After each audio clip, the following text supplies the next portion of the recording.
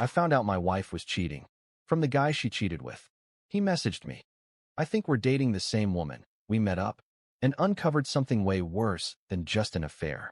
I never thought I'd be the kind of guy to say this. But I found out my wife was cheating on me because the guy she was cheating with messaged me. And believe it or not, that was just the start of the nightmare. This story isn't just about betrayal. It's about how far some people will go to protect a lie. And what happens when the people you're lying to start talking to each other. Let me walk you through exactly how my life blew up.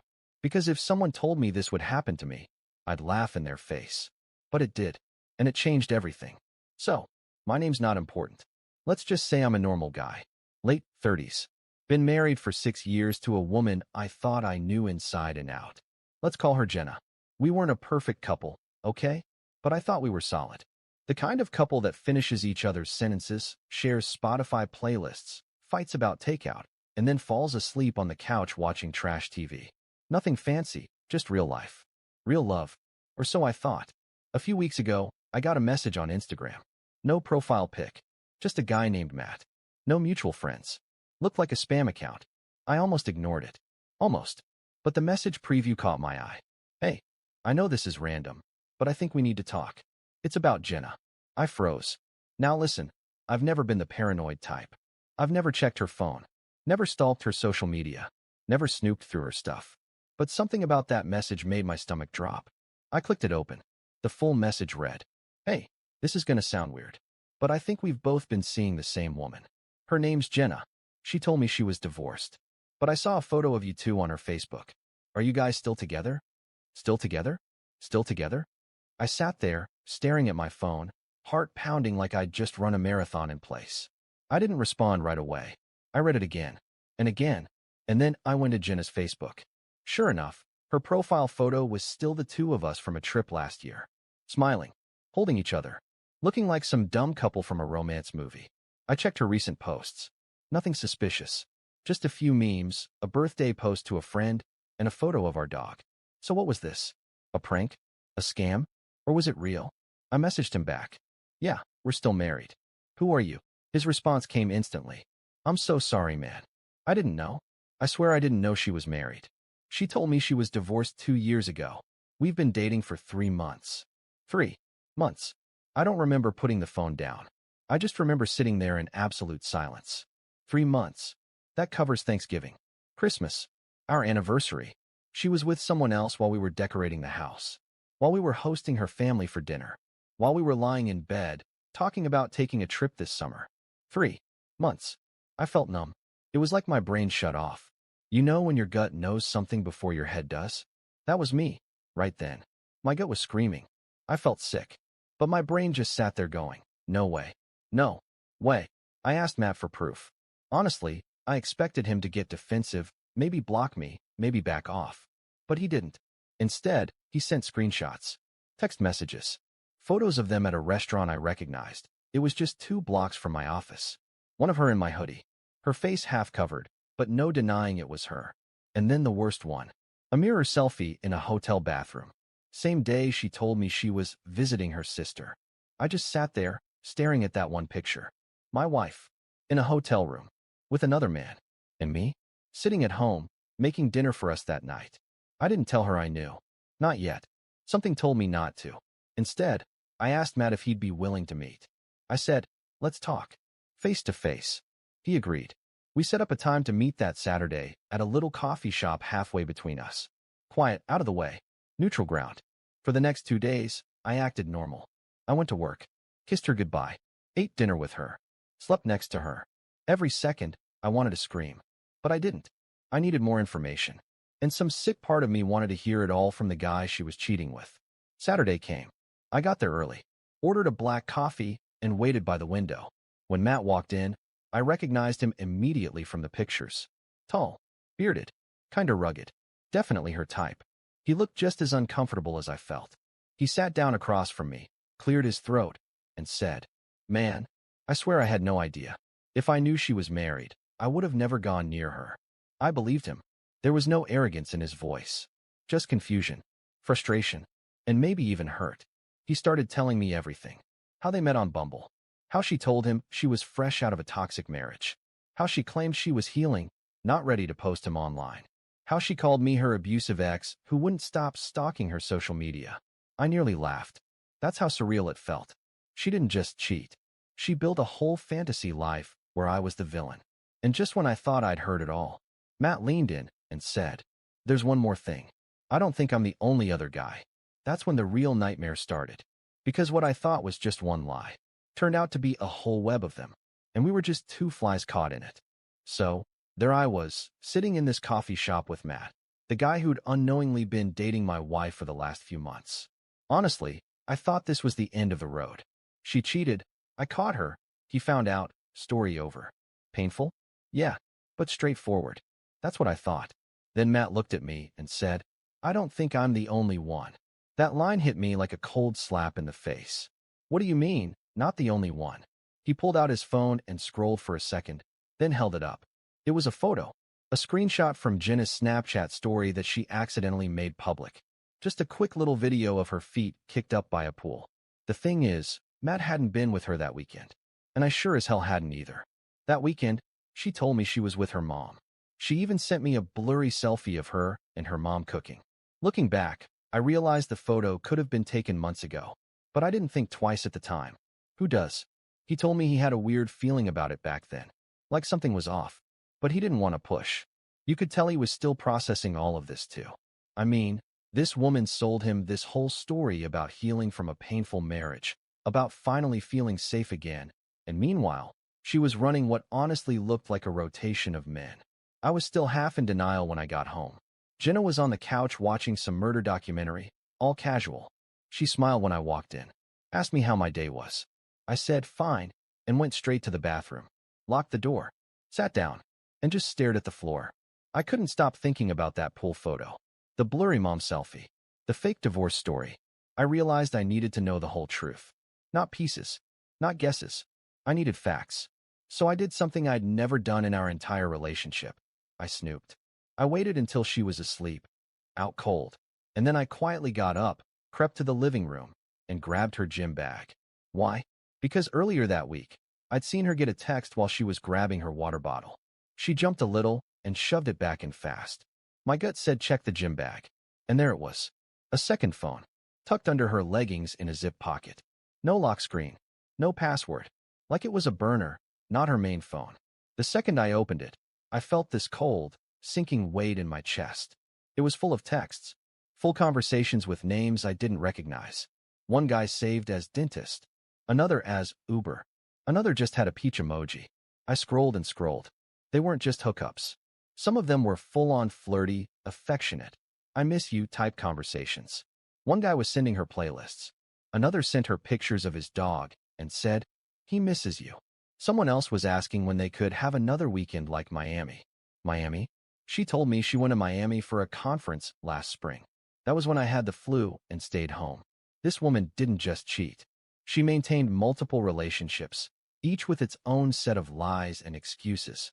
It was like watching a magician pull scarf after scarf out of their sleeve, except every scarf was another betrayal.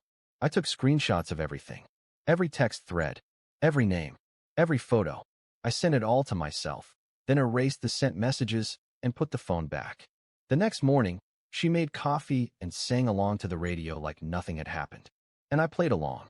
I said, "Good morning," kissed her on the cheek, and went about my day. Then I texted Matt, "We need to talk again. It's worse than we thought." We met that night at the same cafe. I brought a printed list of all the names and numbers from her second phone. He looked over it, eyes wide, shaking his head. "This is insane," he said. She had time for all of this? That's when something else clicked. I told him to check his banking apps. I checked mine too. Small transfers here and there. $20, 50, 100, gas money, dinner for two. Venmo captions like Uber and pizza night.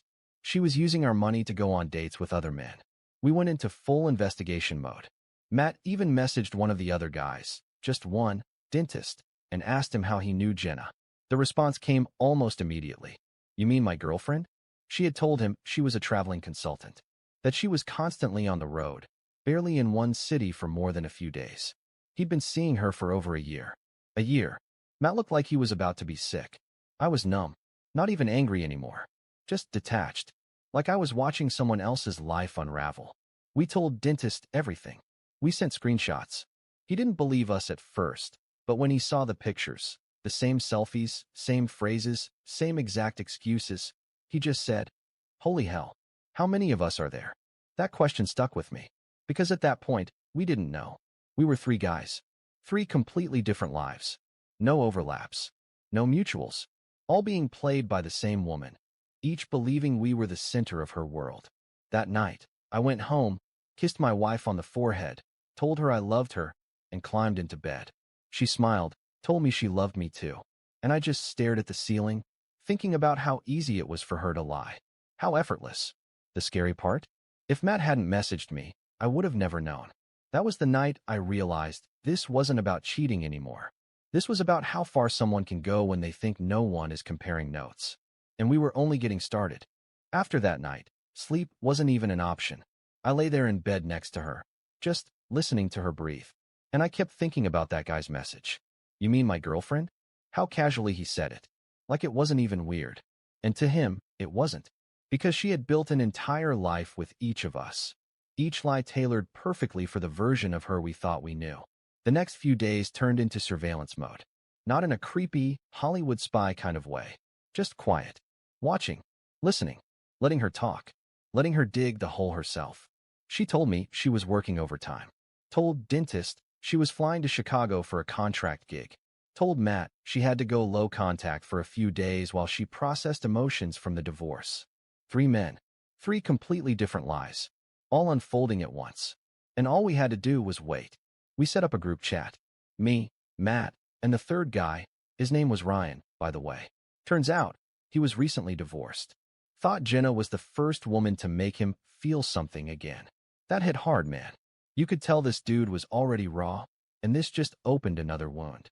We started syncing our calendars, sharing screenshots. Every time she messaged one of us, we dropped it in the chat. By the second day, we were noticing patterns. She recycled stories. Same jokes. Same excuses. At one point, all 3 of us got a version of this. "Sorry I've been quiet. I'm just dealing with a lot of anxiety this week."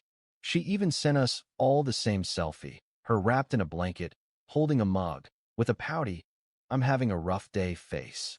That was when Ryan snapped. He said, "I'm done being polite about this. I want to see where she goes." At first, Matt and I hesitated. But then I remembered something. Last year, we installed a Find My iPhone tracker on our devices. It was meant for safety, like if she ever lost her phone. Thing is, she never turned hers off. Not even now. So I logged in. And there she was. Not at work. Not at her mom's. Not even in town. She was 2 cities over. At a hotel. No explanation. No business trip. No bags packed. I messaged the group. "She's at the Bayview Inn." Matt didn't even respond. He just started driving. He was closer, about 30 minutes out. He told us to sit tight, keep her talking. So I did. I texted her, "How's your day going?" She replied, "Exhausting. I've been in meetings since 8 a.m. Right. 30 minutes later, Matt sent a message to the group. "She's here. Room 204. Just saw her go in.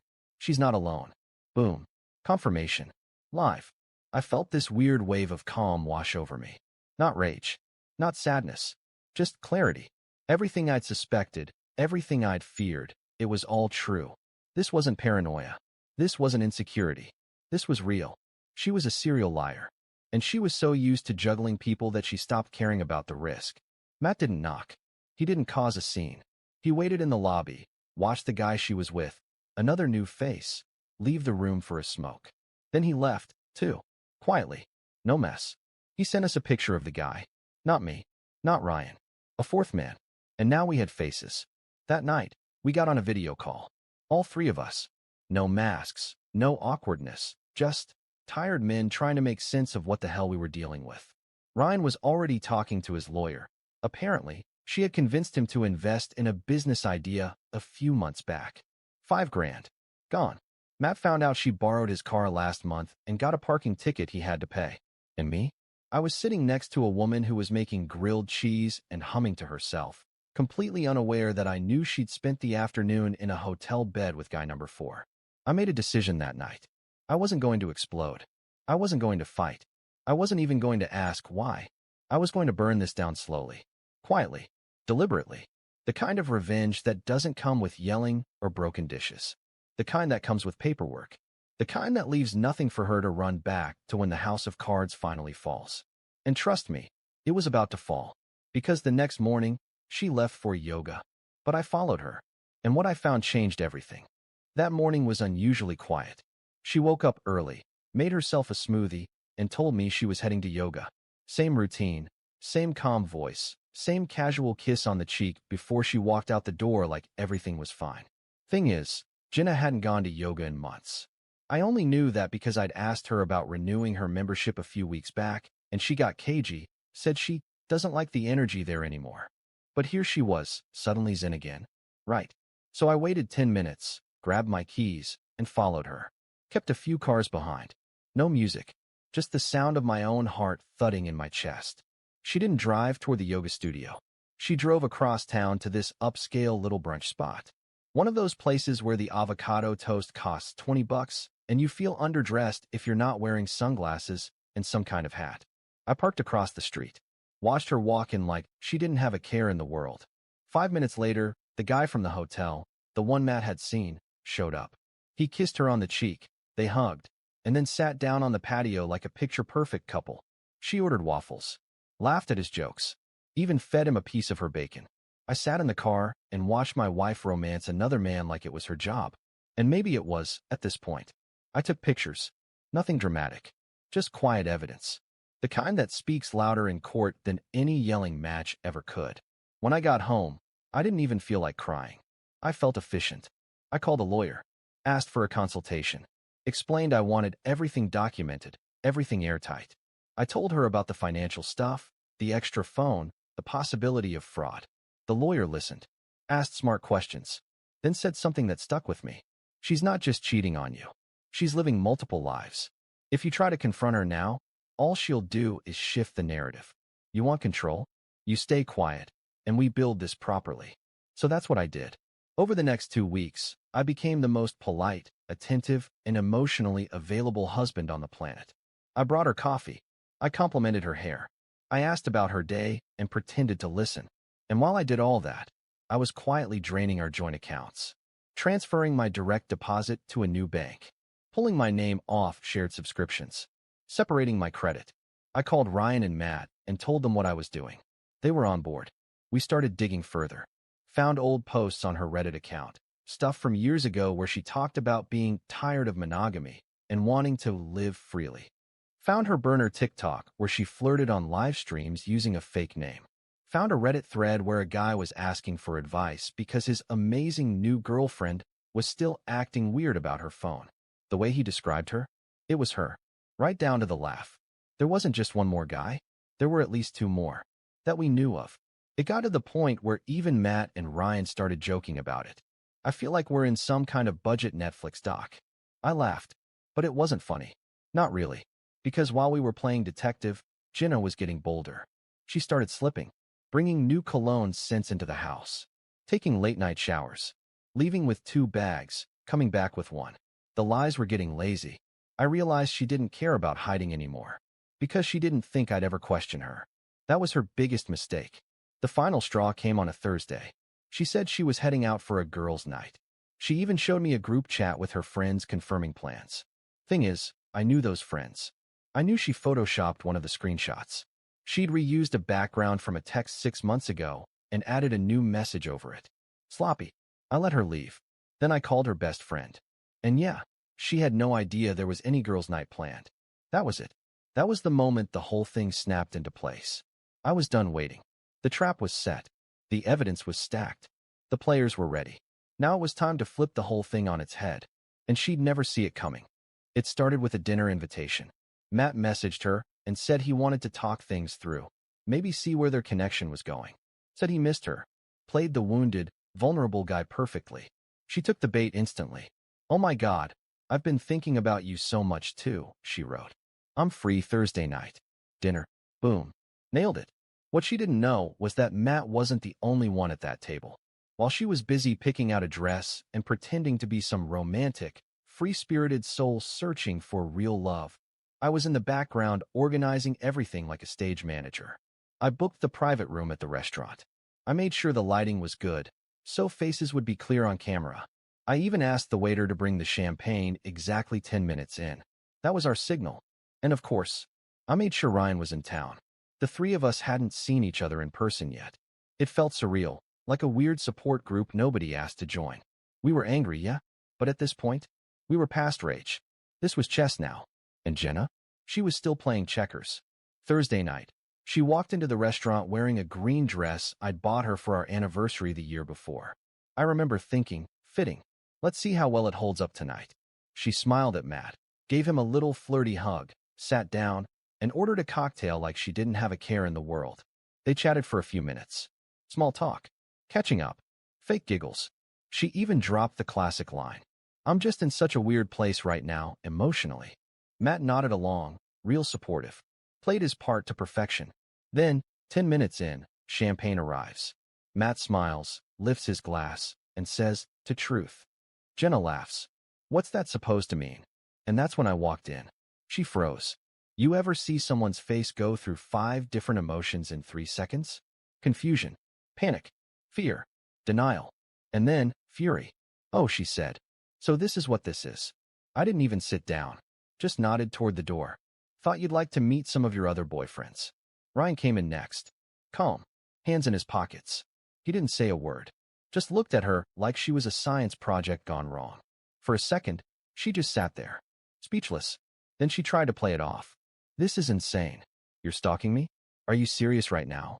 Matt leaned back in his chair and said, You told me he was your abusive ex. You told him you were traveling for work. You told him you loved him. Then I dropped the envelope on the table. Inside, copies of text messages, burner phone logs, bank transfers, a full list of names and dates and receipts. She glanced down, saw the evidence, and I swear, something just shut off in her eyes. She didn't even try to lie. She just whispered, You went through my phone? That's what she latched onto. Not the cheating, not the emotional damage, but her privacy. Classic. I said, You've been lying to everyone who's cared about you, manipulating people, stealing, using, and now you want to cry about boundaries. She stood up, grabbed her bag, looked around like she was still trying to find the escape hatch. You're all psychos, she said. Then she left, and for the first time in months, I actually felt good. Not victorious, not smug, just clean, like I'd finally washed something disgusting off my soul. I stayed behind while Matt and Ryan headed out, paid the bill, gave the waiter a massive tip for dealing with all that tension in the air. When I got home, Jenna was already there. Lights off, sitting on the couch like a villain in a movie waiting to monologue. She said nothing when I walked in, just stared at me with these cold, angry eyes. Do you feel better now? She asked. I didn't answer. I just handed her the manila folder with the divorce papers, already signed, already filed. Told her she had 2 days to get her stuff and go. She laughed, like I was joking, but I wasn't. Everything had already been set in motion. The lawyer, the accounts, the security cameras I reactivated after she moved in. I even notified the leasing office of the situation. She didn't say anything after that, just walked into the bedroom, slammed the door, and didn't come out until morning. By the weekend, she was gone, left a few boxes behind. A charger, a necklace I gave her once that she used to swear was her favorite. Guess it wasn't worth packing. Funny how quiet the apartment felt after she left. But it wasn't empty. It was peaceful, and that was the difference. She tried reaching out a couple times after that, first pretending to be apologetic, then angry, then playing the victim. One time, she even tried to rope my own mom into guilt-tripping me. Didn't work. I sent one final message. You didn't just cheat on me. You tried to rewrite the truth. Now you don't get to be part of mine anymore. Blocked her on everything. As for Matt and Ryan, we stayed in touch for a while. Grabbed a few beers. Traded war stories. Laughed about how we all dodged the same bullet, just from different directions. Turns out healing starts when the lies stop. And now, I sleep better than I have in years. Because I finally know who I was sleeping next to. And now, I never have to again. It's been 7 months. 7 months since that night in the restaurant. 7 months since the folder hit the table and the mask finally came off. You'd think that after something like that, after your whole reality gets torn up and thrown in your face, you'd feel broken, hollow, bitter. But you know what surprised me the most? It wasn't any of those things. It was relief. Real, honest, bone-deep relief. The kind you feel when you finally put a weight down that you didn't even realize you'd been carrying for years. Because here's the truth I didn't want to admit back then. Jenna had been off for a long time. I just ignored the signs. I wanted to believe we were fine, that she loved me, that every small lie had a harmless reason. I didn't want to see the rot underneath the smile. And part of that's on me. But the thing about clarity is, once you have it, you can't unsee it. After she left, I stayed in the apartment for a while. Not out of nostalgia, just to remind myself of what I survived. Every corner of that place had memories, sure, but now it had something better, proof that I could rebuild. I started working out again, cooking for myself. Hell, I even joined a local book club. First meeting, I was the only guy there and had no idea what I was doing, but it was the first time in months I wasn't thinking about her. That alone made it worth it. Ryan ended up moving across the country for a fresh start. He sends the occasional meme in our group chat. Matt started dating someone new, a nurse. Good for him. We still keep in touch. There's a weird bond between people who've been through the same fire. You come out burned, sure, but also smarter, wiser, way less tolerant of BS. As for Jenna, last I heard, she moved in with some guy in another state. Don't know which one it was. Probably not one of us. Maybe some new mark. Doesn't matter. She sent me an email a few months ago. Long, dramatic, full of apologies. Claimed she'd gotten help, was working on herself, and hoped I could find it in my heart to forgive her one day. I didn't respond. Not out of spite. Just peace. Because what could I possibly say? I already forgave her in my own way. Not for her sake, but for mine. Because I didn't want to carry her baggage any longer. I didn't want to wake up angry. I didn't want to keep letting her live rent-free in my head. I've got better things to do now. I've got people who matter. I've got myself back. And that's the real ending here. Not the drama. Not the trap. Not the revenge. It's the quiet after. The deep breath. The next chapter that finally belongs to me. So yeah, that's my story. I found out my wife was cheating on me from the guy she was cheating with. But I didn't lose my mind. I didn't lose my dignity. I didn't lose my future. I just lost someone who never deserved to be in it. And honestly, that's the best damn thing I've ever found out.